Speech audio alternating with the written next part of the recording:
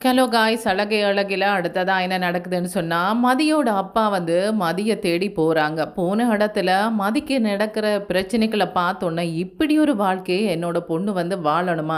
என்னோடயே இந்த மாரி பேசுறாங்கன்னு சொன்னா, என்னுடைய பொண்ண எவ்வளவு கஷ்டப்படுத்துவாங்க. பாவம் என்னோட பொண்ணு. நான் சொன்ன சொல்லுக்காக இந்த கல்யாணத்த பண்ணினா. ஆனா, ஒரு நாள் கூட அவ நிம்மதியா இருக்கல போல இருக்கு என்று அவங்க ரொம்பவே வந்து அழுகுறாங்க. யாருக்கு சொல்லி அழுகுறாங்கன்னு சொன்னா, மதிக்கு சொல்லி அழுகுறாங்க. அழுகிறதோட நிறுத்திட்டாங்களான்னு பார்த்தா இல்ல. அவங்க என்ன சொல்றாங்கன்னு சொன்னா, "மதி, நான் சொல்றத கேட்பியாம்மா? நீ வந்து வீட்டுக்கே வந்துடு. வேண்டாம் இந்த வாழ்க்கை. இந்த வாழ்க்கையில நீ நிம்மதியா இருப்பேன்னு நான் நம்பல. நான் தெரியாம ஒரு தப்பு பண்ணிட்டேன்.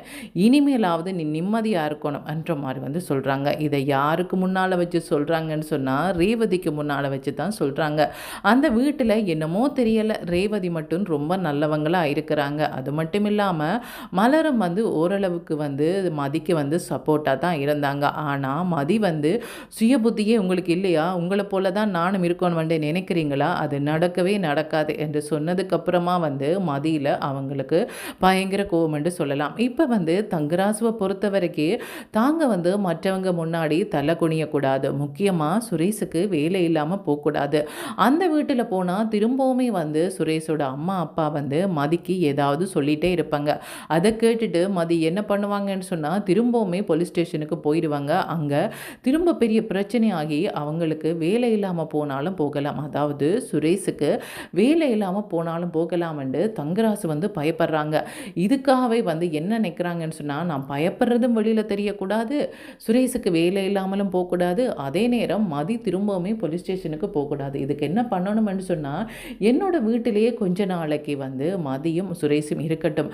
அப்புறமா அவங்களுக்குள்ள நல்ல மாதிரி பழக தொடங்கினதுக்கு அப்புறமா அவங்க தங்களோட வீட்டுக்கு போகட்டும்ன்னுட்டு அவங்க வந்து சுரேஷுக்காக வெயிட் பண்ணிட்டு இருக்கிறாங்க. இப்படி இருக்கும்போது சுரேஷ் வந்து அந்த வீட்டுக்கு வராங்க. மதிய கண்டோன்னு அவங்க வடிவா பார்க்குறாங்க. மதியுமே பார்க்குறாங்க. மதிக்கு கொஞ்சம் பயம் இருக்கு. ஆனா சுரேஷுக்கோ நிறைய கோவம் இருக்குன்னு சொல்லலாம். எதுக்குன்னு சொன்னா, இன்ஸ்பெக்டர் வரைக்கும் இந்த கதை போயிட்டுது. இனிமே வந்து அங்க வந்து என்ன பிரச்சனை நடந்தாலும் நீ வீட்டையே சரியா பார்க்குறல்ல, நீ இங்க மாத்திரம் வந்து பேசுறதுக்கு வந்துட்டியா என்ற மாதிரி வந்து சொல்லுவாங்க. அது மட்டும் இல்லாம அங்கேயுமே ஸ்டாஃபோட இவங்க பிரச்சனை படுறாங்க, கோவப்படுறாங்க என்ற மாதிரி வந்து ஏற்கனவே மதிக்கு வந்து சொல்லியிருந்தாங்க. இதெல்லாம் வச்சு மதி திரும்பவுமே அவனுக்கு வேலை இல்லாம பண்ணிட்டா என்ன பண்றதுன்ற பயம்தான் அவங்க இந்த குடும்பத்துக்கு அதிகமா இருக்குன்றே சொல்லலாம். இப்ப மதியோட மாமனார் மாமியார் என்ன சொல்றாங்கன்னு சொன்னா, இந்த பொண்ணு எங்களோட வீட்டுக்கே வேண்டாம், இந்த பொண்ணை வச்சுட்டு நாங்கள் இருக்கவே முடியாது. என்ன காலேஜுக்கா போகிறா? இவெல்லாம் காலேஜில் போய் என்னதான் பண்ணுறாச்சே, எங்களால் வந்து 5 நிமிஷம் கூட இந்த பொண்ணு பேசுகிறத தாங்க முடியல. அங்கே போய் மற்றவங்களை என்ன பாடுபடுத்துகிறாளோ தெரியல, கடவுளே என்ற மாதிரி வந்து நினைக்கிறாங்க. அப்படி இருக்கும்போது இவங்க இந்த அப்பாவுமே அங்கே போயிடுறாங்க. என்ன நினச்சி போகிறாங்கன்னு சொன்னால், காலேஜுக்கு போன மாதிரி எதுக்கு வீட்டுக்கு வரலை, நேர எதுக்கு அங்கே போனாங்க, அங்கே திரும்பவுமே ஏதாவது பிரச்சனைன்னு சொல்லி என்னை கூப்பிட போகிறாங்க, அதுக்கு முன்னாடியே நான் போயிடலான்ட்டு தான் அவங்க போகிறாங்க. அங்கே போனால் எப்போ கிடைப்பாங்க இவங்க அவமானப்படுத்துறதுக்கு என்ற மாதிரி தான் மதியோட மாமனார் மாமியார் வெயிட் பண்ணிட்டு இருந்தாங்க. இப்போ இவங்களை கண்டோன்னா அவங்க என்ன நினைக்கிறாங்கன்னு சொன்னால், என்னங்க உங்களோட பொண்ணு கொஞ்சம் கூட இங்கிதம் இல்லையா, இப்படியெல்லாம் பேசுகிறாங்க, சே பெரியவங்கன்ட்டு கொஞ்சம் கூட மரியாதை இல்லையா, என்னதான் வந்து அவங்க படிச்சிருந்தாலும் கொஞ்சமாவது மரியாதையாக நடக்கணுமென்று தெரியாதா, நீங்கள் அதெல்லாம் சொல்லி கொடுக்கலையா, கல்யாணம் பண்ணி வச்சா போதும் எங்களோட பிரச்சனை முடிஞ்சதுன்ட்டு நீங்கள் பேசாமல் உட்கார்ந்துருக்கிறீங்களா, வீட்டுக்கு வரும்போதெல்லாம் வந்து அவங்களுக்கு நல்ல விஷயங்களை சொல்லி கொடுக்க மாட்டீங்களா. சுரேஷ் பாவம் அவனோட வாழ்க்கை நாசமாக போச்சுன்னு தான் இப்போ எனக்கு ஒரே கவலையாக இருக்குது. என்னையும் வந்து இந்த மாதிரி வந்து ஒரு நிலைமைக்கு ஆளாக்கிட்டாலே எனக்குமே நெஞ்சு வலி வந்துட்டுது.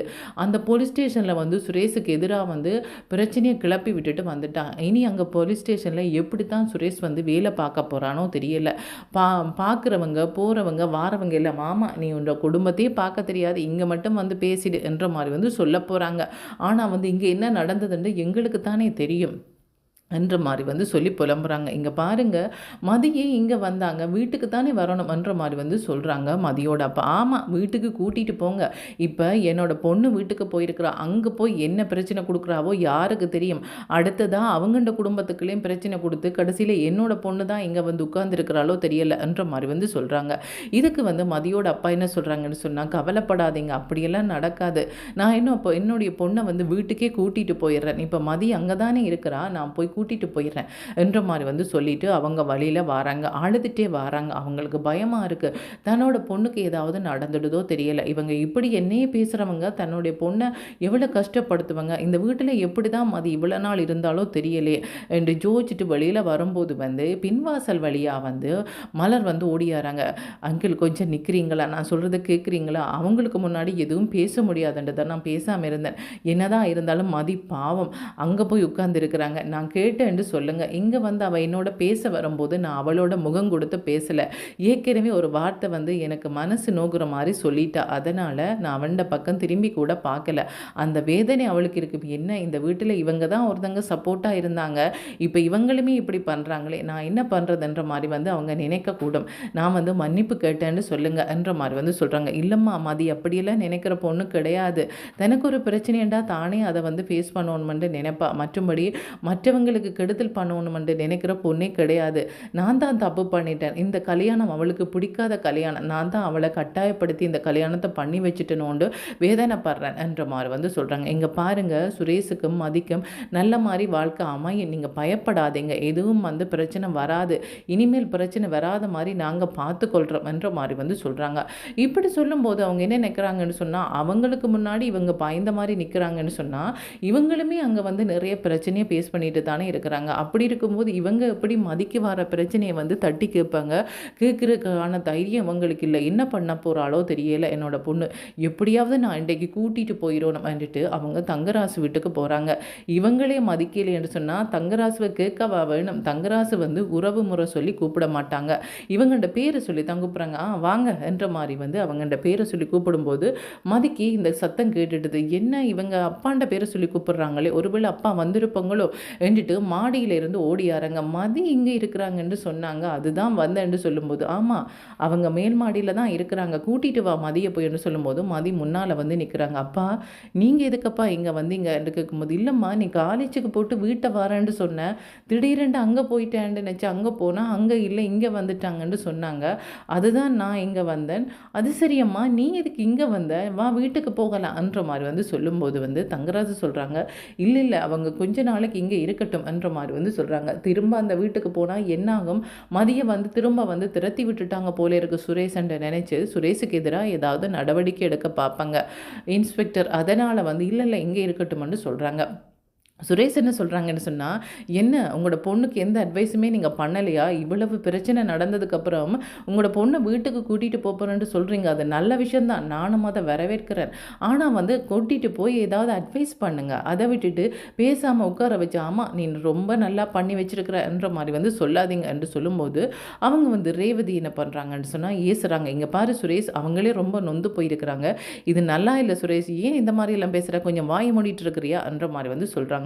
இப்படி பேசும்போது வந்து மதியோட அப்பா சொல்கிறாங்க, வாமா வீட்டுக்கு போகலாம், ஏம்மா இவ்வளோ கஷ்டப்படணும், தேவையில்லைம்மா வாமா போகலான்ற மாதிரி வந்து சொல்கிறாங்க.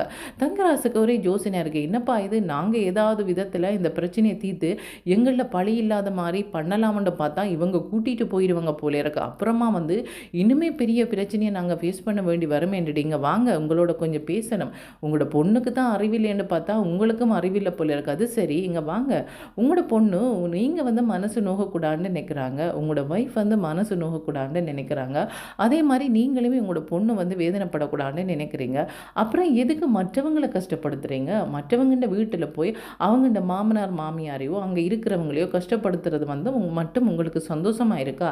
அவங்களுக்கு மனசண்டோண்டு இருக்கு இல்லையா, அவங்களுக்கும் வேதனைப்படும் தானே, என்ன இந்த பொண்ணு இப்படி பண்ணுறாளே, என்னோட பையன் என்ன பாடுபட போகிறானோ தெரியல, நாங்கள் இருக்கும்போதே இந்த நிலைமையண்டா நாங்கள் இல்லாத காலத்தில் என்னுடைய பையன் என்ன பண்ண போகிறானோ தெரியல, பயப்பட மாட்டாங்களா? இதெல்லாம் சொல்ல மாட்டீங்களா அவங்களோட பொண்ணுக்கு?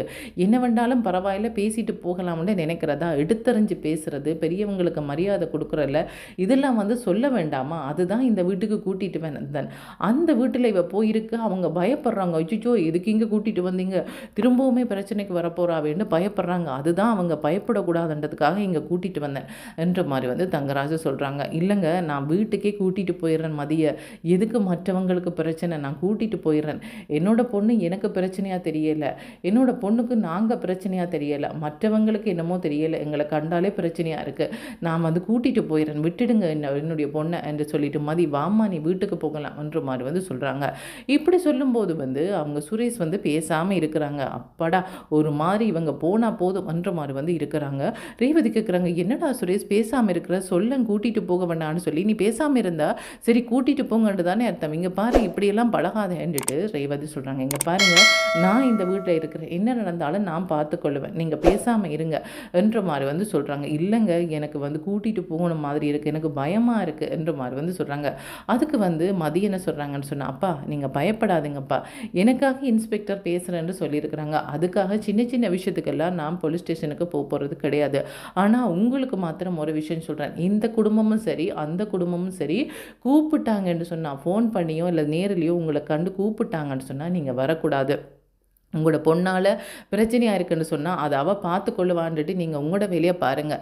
இவங்களால் திரும்பவும் பிரச்சனை வரமா இருந்தால் அதை நான் பார்த்துக்கொள்கிறேன், இன்ஸ்பெக்டர் சொல்லியிருக்கிறாரப்பா, நான் அவங்கள்ட்டே போய் சொல்கிறேன், நீங்கள் தேவையில்லாமல் மனசு நோக்க வேண்டாம், நீங்கள் வீட்டுக்கு போங்கன்னு சொல்லும்போது இவங்களுக்கு இன்னுமே பயம் வந்துடுது. என்ன இந்த வீட்டுக்கு கூட்டிகிட்டு வந்து இங்கே வச்சு டார்ச்சர் பண்ணலாம்னு நினைக்கிறீங்களா? இங்கே டார்ச்சர் பண்ணால் நேரடியாக நான் வந்து உங்களோட வீட்டுக்கோ உங்களோட மற்ற உறவுகளுக்கோ நான் ஃபோன் பண்ண மாட்டேன், இன்ஸ்பெக்டருக்கு தான் ஃபோன் பண்ணிங்க பாருங்கள், திரும்பவுமே இங்கே வந்து டார்ச்சர் பண்ணுறாங்கன்னு சொல்லுவேன், அதுக்கப்புறமா தெரியும் என்ன நடக்க போகுதுன்றதை என்ற மாதிரி வந்து மதி நிற்கிறாங்களோ உண்டு. தங்கராசும் சரி சுரேஷும் சரி பயப்படுறாங்க. இனியாவது பொறுமையாக நடந்து கொள்கிறாங்களா, அல்லது போனால் இல்லை அப்படி பண்ணணும் இப்படி பண்ணணும், நீ என்னண்டு அப்படி பேசலாம் இப்படி பேசலாம்னு ரூல்ஸ் போடுறாங்களா, என்ன நடக்க போகுதுன்றதை காய்ஸ் வெயிட் பண்ணி தான் பார்க்கணும். ஓகே, தேங்க்யூ, பாய்.